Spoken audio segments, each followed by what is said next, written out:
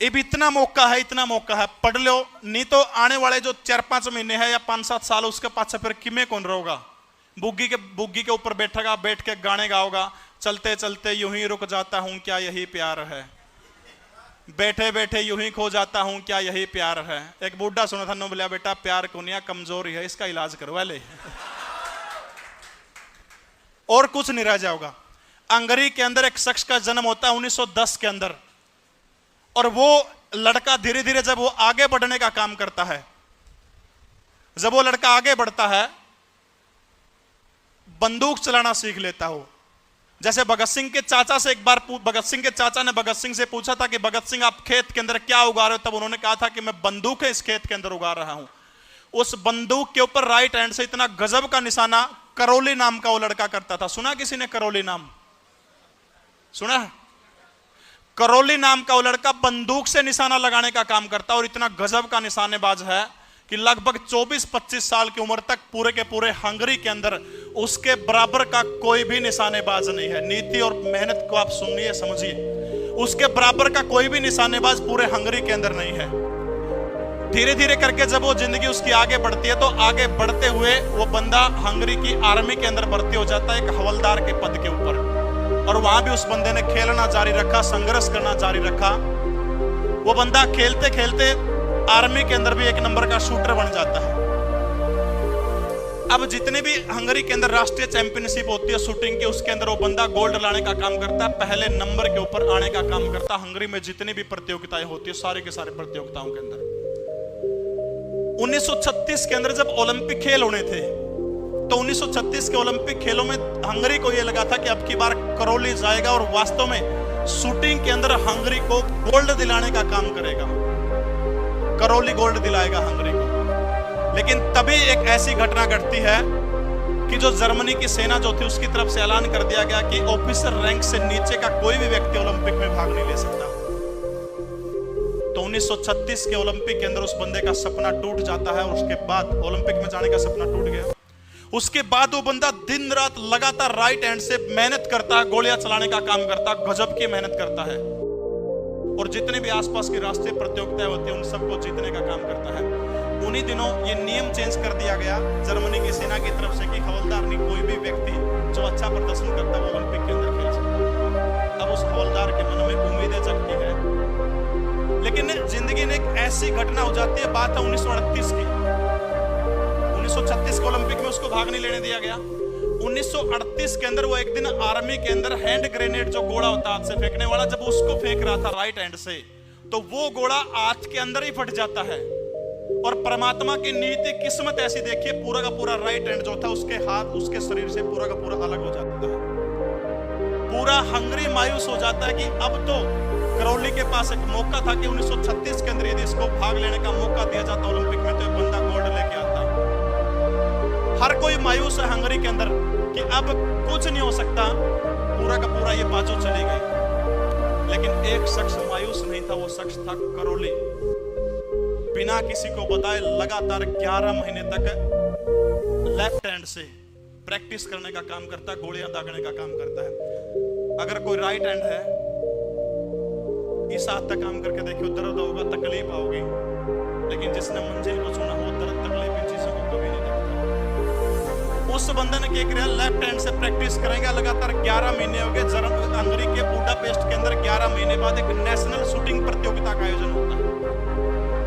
अब वो national shooting प्रतियोगिता का जब आयोजन होता है, तो उस प्रतियोगिता के अंदर जब वो स्टेडियम के अंदर गया, तो उसके जो प्रतिद्वंदी खिलाड़ी थे, मतलब जिसको करौली ने पहले प्रतियोगिता में हराया है, वो बंदे आ गए। वो देख के हंसी करने लगे, बोला तो ताड़ी तोड़ी बजाना आया होगा भाई, मारे हौसला अफजाई करना आया होगा।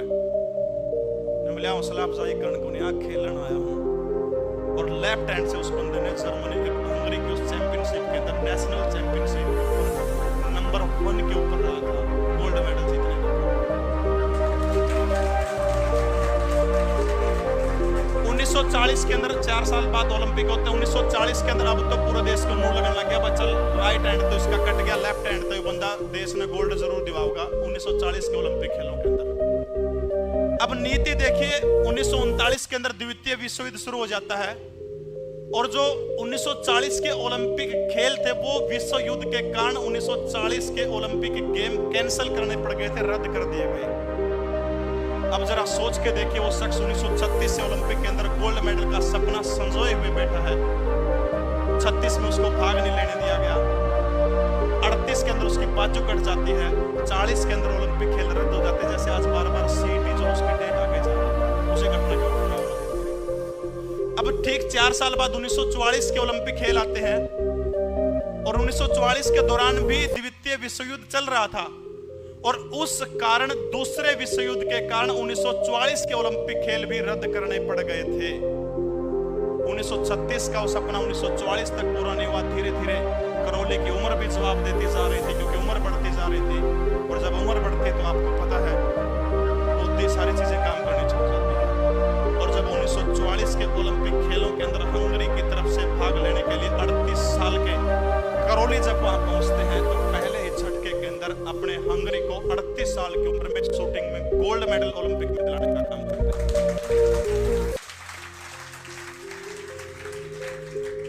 1948 में गोल्ड दिलाते हैं। उसके बाद में अगले 4 साल बाद फिर 42 साल की उम्र के अंदर हंगरी को दोबारा से शूटिंग के अंदर गोल्ड मेडल दिलाने का ओलंपिक के अंदर अब जरा एक बार आप अपने ऊपर लागू करके देख लीजिए, क्या आप किसी के पास ऐसी दिक्कत है कि आपका किसी का पूरा हाथ कटा हुआ या कोई भी अंग कटा हुआ किसी का है? किसी के साथ दिक्कत है? किसी को दिक्कत नहीं है? उसके बावजूद क्या आपकी परिस्थितियां उस शख्स जैसी हैं? नहीं है। उसके बावजूद भी आप लोग तैयारी नहीं करते। जो बच्चा मेहनत नहीं करता उसके बावजूद भी जब इतनी विकट परिस्थितियों में करौली जैसा बंदा ओलंपिक के अंदर गोल्ड दिला सकता है, सीईटी तो ओलंपिक जितना कठिन नहीं है। जब आप सुबह घर से बाहर निकलते हैं ना, घर की दहलीज से जब आप बाहर कदम रखते हैं तो सबसे पहले आपकी मां खुश होती है कि मेरा बेटा मेरी बेटी पढ़ने के लिए गया है, निश्चित रूप से वो सफल होकर लौटेगा। मां न गुन मेरा बस स्टैंड पे किसी छोरी के लग अंडा घर तक छोड़ गया उसने, वह तो नुए सोचा है कि सफल होकर लौटेगा। है सच्चाई। अगर आप दिल लगा के मेहनत करोगे, सबसे बड़ी चीज है कैया का समस्या यार हो याद को नंदी याद हो जाएगी। किसी छोरी का फोन नंबर बता दे भी याद कर लेगा, 10 साल को बोल पर्सन याद को नहीं होंगे। सबसे बड़ी समस्या अगर किसी बंदा का याद नहीं होता तो लिखना शुरू कर दो। जिंदगी में वो बंदा कभी भी हार नहीं मान सकता जो लिखना शुरू करेगा। ये सच्चाई है। आप अपने खुद के अपने हाथ से नोट्स तैयार करना शुरू करिए। जो बंदा खुद के नोट्स तैयार करेगा, जिस दिन आपके नोट्स किसी ने कोई बंदा आपके नोट्स मांग के पढ़ने लग गया, इसका मतलब आप सफलता की पहली सीढ़ी के ऊपर है। आपने अपने नोट्स तैयार कर लिए और वो कोई भी बंदा मांग के पढ़े कि तेरे नोट्स बढ़िया है मने दे दे, इसका मतलब आप सफलता के ऊपर सवार हो चुके हैं, सफल नहीं हुए। कदे कमेंट कर लो हाँ मेरे तो नोट्स पढ़ना गए। समझो मेरी बात। आप प्रथम विश्व युद्ध सुने होगा आपने। एक सैनिक हुआ करता था, शायद इंग्लैंड का था। उस सैनिक की याददाश्त चली जाती, लेकिन उससे पहले उस सैनिक की एक प्रेमिका हुआ करती थी। अपनी प्रेमिका से बहुत ज्यादा प्यार किया करता था वो सैनिक, और उस प्यार के अंदर वो अपनी प्रेमिका को लव लेटर लिखा करता था, पत्र लिखा करता था। अब जरा सोच के देखिए, कल्पना करके देखिए, जब वो सैनिक अपनी प्रेमिका को पत्र लिखा करता था, उसमें उसके हाथ में कलम हुआ करती थी, एक कॉपी हुआ करती थी और एक उसकी प्रेमिका और एक वो, सिर्फ 4 चीजें हुआ करती थी। 5वीं चीज उसके कमरे में नहीं हुआ करती थी। इतने दिल से वो अपनी प्रेमिका को पत्र लिखा करता था। और प्रथम विश्व युद्ध में क्या हुआ, गोली लग जाती है और गोली लगने से उसकी याददाश्त चली जाती है, बिल्कुल तरह से डैमेज हो जाती है उसकी याददाश्त। वो भूल जाता मैं कौन हूं, कहां से आया। भारत जैसी दुनिया, अपने देश में तो आपको पता है सरकारों का उदासीन रवैया रहा है। कितने सारे सैनिक जो हैं शहीद होने के बाद में उनके परिवार लटकते रह जाओ हैं, पेंशन खातिर बहुत सारी सुविधाएं अपना बेरा है। ये तो वीरों की धरती है महेंद्रगढ़। तो वहां की सरकारें अपने सैनिकों का, नागरिकों का बहुत गजब का ख्याल रखती है। तब वहां की सरकार ने देखा कि कैसे तैसे करके इस बंदे की याददाश्त तो वापस लानी पड़ेगी। तब क्या किया गया, उसके जब बैकग्राउंड को खंगाला गया तो ये देखा गया कि ये बंदा एक इसकी प्रेमिका हुआ करती थी, उससे बेहद प्यार किया करता था। उसके पत्रों को ढूंढा गया और जब उस पत्रों को लाया गया, एक एक करके हर रोज उसको पत्र पढ़ के सुनाए जाने लगे जो उसने अपनी प्रेमिका को तन्मयता के साथ लिखे थे। वो जब जैसे जैसे पत्थर पड़ के सुनाते गए, धीरे धीरे धीरे करके उसकी यादाश्त वापस आती गई। जरा सोच के देखिए, अपनी प्रेमिका से कितना प्यार करता था। आप भी अपनी प्रेमिका से उतना ही प्यार करिए। आपकी प्रेमिका आपकी जॉब है, मेरी बात समझ रहे नहीं समझ रहे आप? आपकी नौकरी, आपकी प्रेमिका, आप उससे प्यार करिए। और यदि दिल से आप कमरे में सिर्फ आपकी कॉपी किताब और आप होंगे, तो दुनिया की कोई भी ताकत नहीं है जो आपको आने वाले 3 से 4 महीने के अंदर आपको जॉब लेने से रोक दे। मैं गारंटी दावे के साथ आप चैलेंज करता हूं। लेकिन करना पड़ेगा। आप लोग इतने बढ़िया इंस्टीट्यूट के अंदर आज आए हैं, मंजीत सर है, पूरी की पूरी एकेडमी गजब के सारे टीचर। नहीं तो आजकल इतना बेखड़ खाना हो रहा है टीचिंग के मामले में, खासतौर पर ऑनलाइन देखो तुम। मतलब व्यू बढ़ाने के चक्कर में मैडम बुला के उड़ता चैन खुलवाए दे थोड़ी, इतना बूंदा काम हो रहा है। मैं अपना लाभ सिंह सर जानो, लाभ सिंह सर ने, मैं लाभ सिंह सर ने, मैं सर जी देखो नूनू काम करने लग रहे हैं, आप भी कि मैं करो। उन्होंने बोला भाई मास्टर बदल लो, मेरे बस की बात को लिया। यानी इस तरह के कुषड्यंत्र एजुकेशन के मामले में किए जा रहे हैं। लेकिन आप इतने बड़ी पलक इंस्टीट्यूट के अंदर आप लोग आए हैं, एक चीज की मैं आपको गारंटी दे के जाता हूं, अगर किसी भी बच्चे के पास में फीस में बच्चा कोई कमजोर है, यदि वित्तीय रूप से आपके पास में पैसे नहीं है, तो पलक इंस्टीट्यूट आपको भगाएगा नहीं कि आप भागिए फीस लेके आइए। देखो खर्चे इनके भी हो, इतने बड़े बड़े हो, सारी चीजें हैं। 90 509 61 500 मेरा नंबर है। फीस के कारण किसी भी बालक को बचाओ तो मेरे द्वारा फोन कर लियो, दोबारा इस एकेडमी में पैर बंद करूंगा।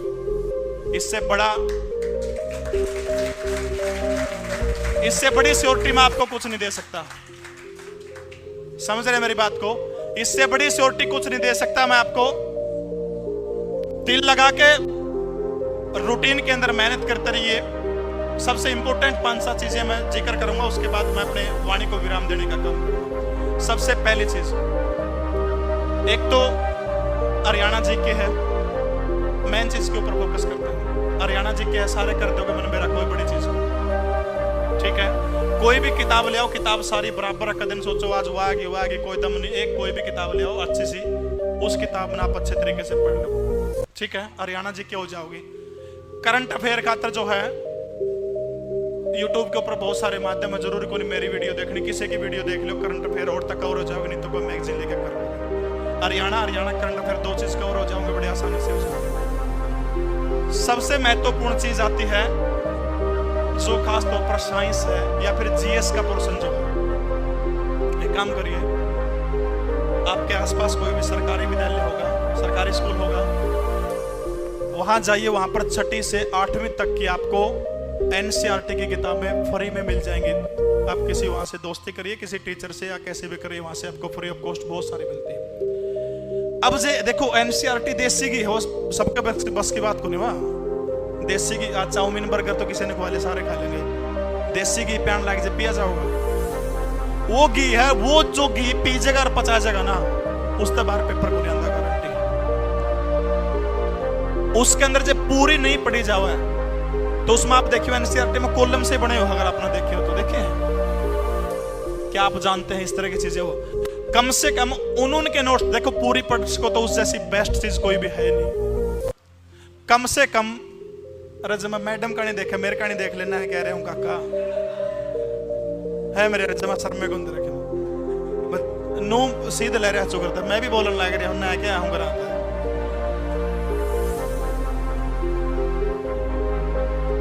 उस एनसीईआरटी दोबारा आप एक काम करके देखिए, पिछले प्रीवियस पेपर आप उठा के देखिए। मेरा क्या है, मेहनत कौन करते हुए तीर मारे जाओ, हाँ हो जाएगा। पिछले आप प्रीवियस पेपर उठा के देखिए, एनसीईआरटी से बाहर आपको 99% कुछ भी नहीं मिलेगा।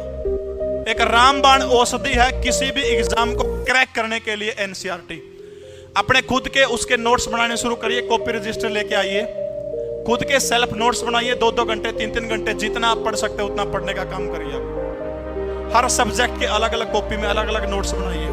और एनसीईआरटी को आप रिवीजन करके जब आगे जाओगे, उसके बाद जब आपकी तैयारी हो जाती है तो अगला कदम आपका है, आपने करना क्या है, प्रैक्टिस प्रैक्टिस प्रैक्टिस प्रैक्टिस।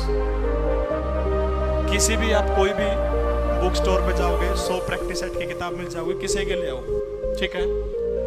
वो ले आके अपना स्कोर लगाओ उसके अंदर। स्कोर देखो कितना हो भाई, 100 में तो 40 बना है, 70 बना है, 80 बना है, कितने बना है। घबराना नहीं है, कदे घबरा जाओ।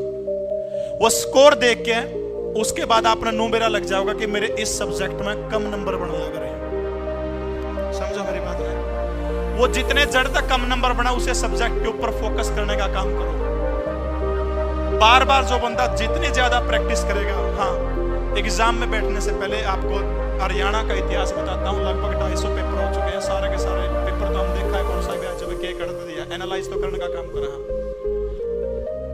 हरियाणा एसआई का पेपर देखा होगा, दिया किस किसने दिया था? सब इंस्पेक्टर का पेपर। मेल की बात मैं कर रहा हूँ, फीमेल का मेल का दिया होगा। एक चीज उठा के देखिए आप मेरे कहने से, वो पेपर अब वाला और एसआई से पहले उस महीने में लगातार पेपर हुए थे, अगर आपने ध्यान दिया तो। वो पेपर आप उठा के देखना सारे के सारे, लगभग आपको ज्यादा तो मैं नहीं कहूंगा, 12 से 13 क्वेश्चन नुक्के नु मिल जाओगे, बस स्टेटमेंट चेंज है थोड़ा सा घुमा के। 12-13 प्रश्न अपने नुक्के नु मिल गए। प्रीवियस ईयर ने उठा के आप देखोगे एसआई से पहले, जिसने 12-13 का फायदा मिल गया, इतने तो कौन सा रंधा बने होगा। 12-13 नंबर का गैप है, रवा किसी का। अगर जब 12-13 नंबर का कट ऑफ तक गैप रहो, फिर तो दूध बेचने में फायदा और कि मैं धंधा कर लो। जिसने 2-2, 3-3 साल तैयारी कर दन हो गए, फिर भी 12-13 नंबर का गैप रहो, कोई दम वाली बात नहीं। कहने का मतलब क्या है, एचएसएससी ने जितने प्रीवियस पेपर लिए हैं उन सबका मैं को लिख जाओ। Math, reasoning, science, Hindi, English, सारी चीज नुक्के नु उसके अंदर से आप निकल जाओ। Previous paper plus practice set और प्लस आपकी सीटिंग।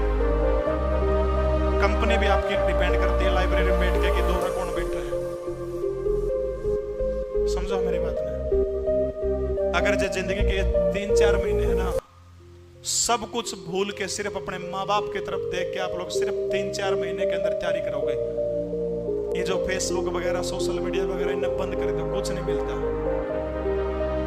खुद मार्क जुकरबर्ग जिसने फेसबुक बनाई, वो कहता कि मैं ऐसा इंसान हूं जिसने पूरी दुनिया को एक अंगूठा नामक बीमारी देने का काम कर दिया। ताश खेलना आप देखिए, अब खेल दे ताश है, 2 घंटे खेल के देख लियो ताश, 3 घंटे कि मैं लिकड़ेगा कि मैं कौन लिकड़दा। फेसबुक 3 घंटे चला के देख लियो कि मैं कौन लिकड़दा। हाँ एक आधा की गणिया अच्छी किस्मत है उसका तो बेसिक लिकड़ा हुआ नहीं, बाकी चांस नहीं है। इन चीजों को सिर्फ सोशल मीडिया का यूज आप इतना ही करो जितना आपकी जरूरत है, जितने आपने जरूरत है उस तक ना, उस चीज आप ना छेड़ो। सिर्फ 4-5 महीने अपनी कंडीशन देख के मैं गारंटी दे 2016 वाली भर्ती हुई थी, नौकरी लगे बच्चा नू ले लो, समाज में अपना रुतबा नहीं आपका इतना बढ़ जाओगा, जना जना नु टोकने आ जाओगे, ड्यूटी कड़ा है, घर आ जाएगा तो कच्चा होगा, तुम्हें पूरे हो जाएगा। कुछ आने वाली 30 से 40 साल तो आपकी वो सुधरेंगी, आने वाली 3 पीढ़ियां भी आपकी सुधरेगी। एक नौकरी घर में आ जाए 3 पीढ़ी सुधर जाओ। और जो मेरी बात मजाक में लेंदे हो, हा करके उड़ान दे उस चीज में, देखो मेरे तो के नुकसान तार रहे बेटा। करोगे तैयारी, करोगे तैयारी। आज आपको एक कसम देके जाता हूं, आपको आपके माँ बाप की कसम, आपके प्यार की कसम, या जिस चीज को आप मानते हो उसकी कसम की, जिंदगी में कम से कम भी आज से 8 से 10 घंटा पढ़ना शुरू करें। हाथ खड़ा करके एक बार वादा करिए, कौन कौन मेरी इस बात को मानेगा 8 से 10 घंटा पढ़ने का काम करेगा।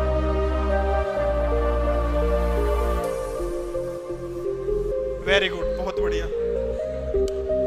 जो भाई शोर ना करो शाबाश, जो नहीं कर रहे उनसे भी रिक्वेस्ट है, किसी भी प्रकार की तैयारी के अंदर पलक इंस्टीट्यूट जो है आपकी बिल्कुल हर सब्जेक्ट के अंदर हर चीज में आपकी मदद करेगा।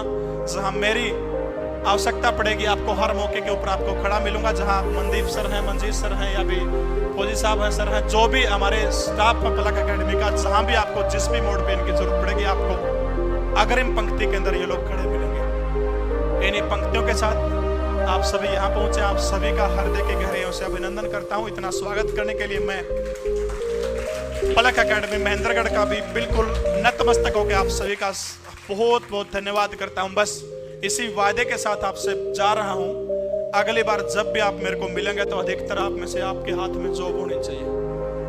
कोशिश करोगे, करोगे कोशिश, बिल्कुल कोशिश करोगे तो दुनिया की कोई भी ताकत आपको रोक नहीं सकती। ये वास्तविकता है। कोशिश करते रहिए, सफलता आपके कदम जरूर चूमेगी। इन्हीं शब्दों के साथ आपका बहुत बहुत धन्यवाद। जय हिंद, भारत माता की जय।